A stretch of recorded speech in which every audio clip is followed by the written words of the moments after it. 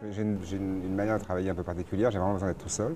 Il y a des gens qui souvent travaillent à plusieurs, pour avoir un œil extérieur, plutôt une oreille extérieure. J'ai toujours des idées dans la tête, donc je les note, mais je les note vraiment d'une manière classique, c'est-à-dire j'écris sur une petite partition un petit bout de mélodie que j'ai dans la tête. Ensuite, je regroupe tout ça au moment où je me sens prêt pour composer.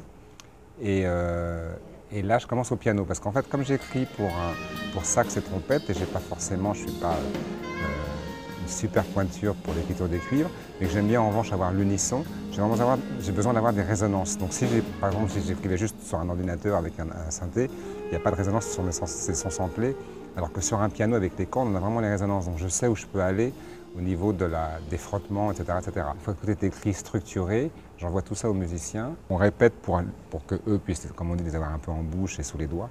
Et une fois que ça nous paraît pas mal, on enregistre.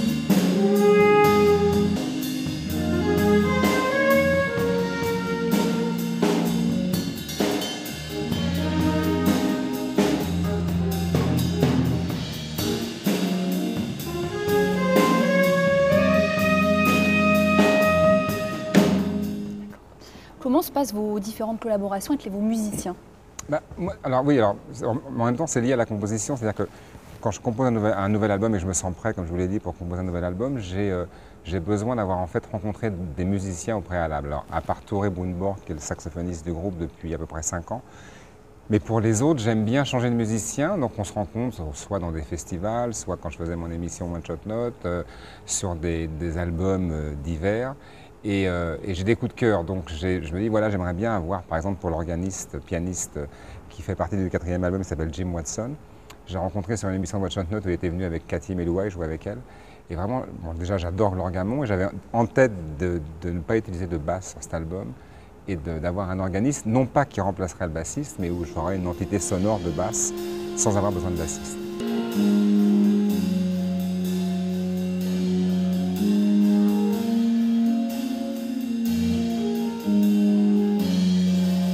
Et c'est vrai qu'il était important pour moi de trouver un organiste et avec cette personne-là, justement, de pouvoir pousser un tout petit peu plus loin le principe de la composition.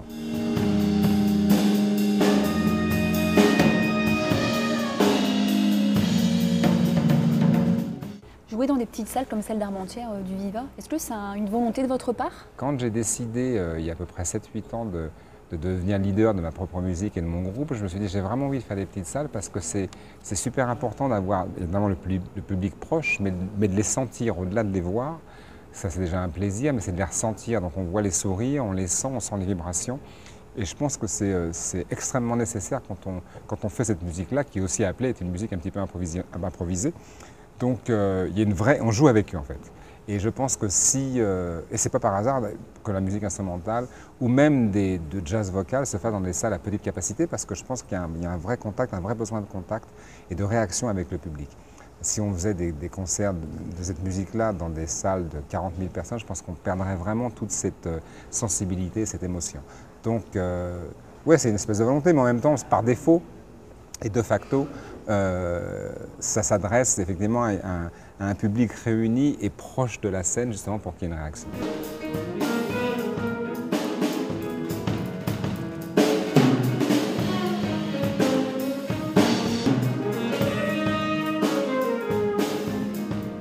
En dehors de vos albums, est-ce qu'à l'heure d'aujourd'hui, vous êtes sur d'autres collaborations? Alors j'en fais un petit peu moins qu'avant, parce que c'est vrai que ça me prend quand même pas mal de temps, parce que la composition, même si je vous dis je compose en un mois ou deux, j'y pense beaucoup en amont et j'écris à droite à gauche, puis ça ne me prend pas 5 minutes. J'ai d'autres projets effectivement qui sont liés à la musique, mais qui ne sont pas directement des spectacles musicaux ou des albums. J'ai fait quelques albums avec d'autres personnes, j'ai été en tournée avec Victor Gabriel parce qu'il a remonté la tournée So de l'album So d'il y a 25 ans, donc on a tourné octobre dernier aux États-Unis principalement, et là on va tourner en octobre prochain en Europe. Donc voilà, je viens d'enregistrer un album avec un jeune violoniste français qui s'appelle Christophe Raymond, avec son frère jumeau qui s'appelle Tony Raymond. Donc c'est vraiment les deux qui sont sur leur album, on a fait cette collaboration ensemble. Donc il y a des petits projets comme ça qui se font, mais honnêtement, j'en fais beaucoup moins qu'avant, parce que j'essaye vraiment d'être principalement centré et concentré sur mon projet.